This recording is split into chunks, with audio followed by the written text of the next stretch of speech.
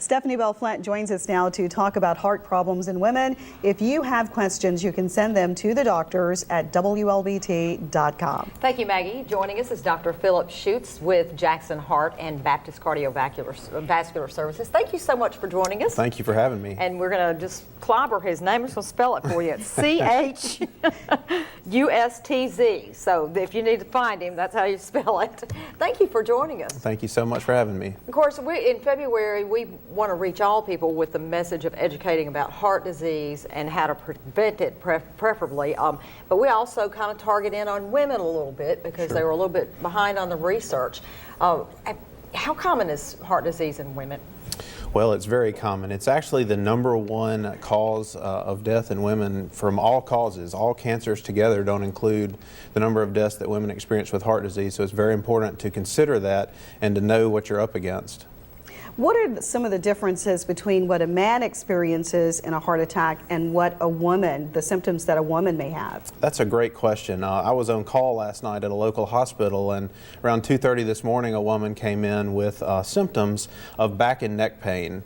And she had basically presented several days earlier to another place, and they'd said, well, we're not quite sure what's going on. And she'd actually been having cardiovascular symptoms that then presented to an emergency room last night with a heart attack, even though she never had chest pain. So women do not always get the typical chest pain that men will with pressure in the center of the chest. They may describe a stinging pain or a burning pain. It's important for your doctor to think about cardiovascular disease as a cause, because certainly, just like last night, some people present atypically, and you see that a lot more in women than in men.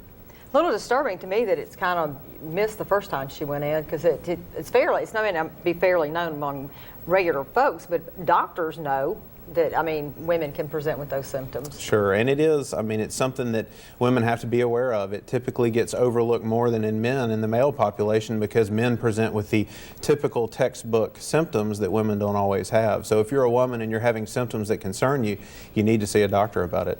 So what are some of the things that women can do proactively? Great question. Diet and exercise. You hear that with any doctor that you go see, but diet is very important. There's lots of diets out there that you can read about on the internet or purchase books about, but basically a low-fat diet is important. And then exercise. We tell folks you need to exercise about 30 to 60 minutes most days of the week with a moderate exercise level, and really getting in a pattern where you exercise regularly is so good for you. And then modifying things that you can change, like smoking. If you're a smoker and you stop smoking, a lot of people don't realize it, but you can cut your risk to that of a non-smoker within 2 to 3 years. So by not smoking, it makes a difference. Over half of all cardiovascular events are attributed in women to smoking. So something we always hammer home on an initial visit. Controlling your blood pressure, controlling diabetes, controlling cholesterol, those are all things that are important for a woman to think about. And there's one diet I've heard of that's supposed to be just really good, and it's the diabetes diet. I forgot what it's called, something for short, but it's supposed to be a really good diet just for overall general health. Well, there's definitely a lot of options out there for folks that want to do research into it. You can always talk to your doctor or come see a doctor that specializes in nutrition, because if you will change the way you eat, a lot of folks in our society eat fast food because it's easy, it's quick, it's cheap, but those are high in fat. And so by eating more baked foods and less fried foods, you can do a lot for your heart. So what should a woman look out for? I know in some cases a woman will say, well, it's just a little case of indigestion. I feel a little pressure in my chest, but nothing big. What are the things that a woman, when she should say, let me go to the emergency room?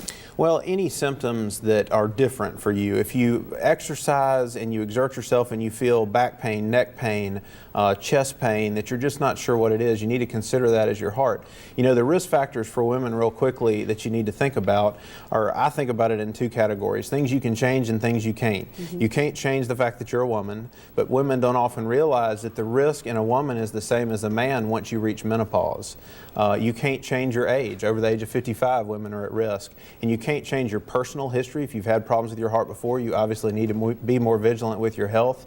And then if you have a family history, male relatives with heart disease before 55, female relatives before the age of 65. Those are things that you know about, you have to be vigilant in your health care. And then things that we've already kind of mentioned that are modifiable risk factors. Don't smoke or stop smoking. Don't even try to be around secondhand smoke. Control your blood pressure, your diabetes, your cholesterol. And if you have disease in your legs, if you have problems walking, you get pain, you know you've got blockages somewhere, you probably can have it in your heart too. Those are all things women should consider. Okay, well, quick question before we go. A 73-year-old woman wants to know, what is the normal heart rate for her age? We typically say that the normal heart rate is between 60 and 100. That's taken off of normals. It probably depends on a lot of factors, if she's just at rest or if she's exerting herself, but typically anywhere from 60 to 100 is considered normal, but you would just have to look at her situation and see what it is. I've got mine down to 78. I believe I can eat some more hamburgers. Thanks for joining us. For the latest health news, go to our website, WLBT.com, and click on Medical Matters.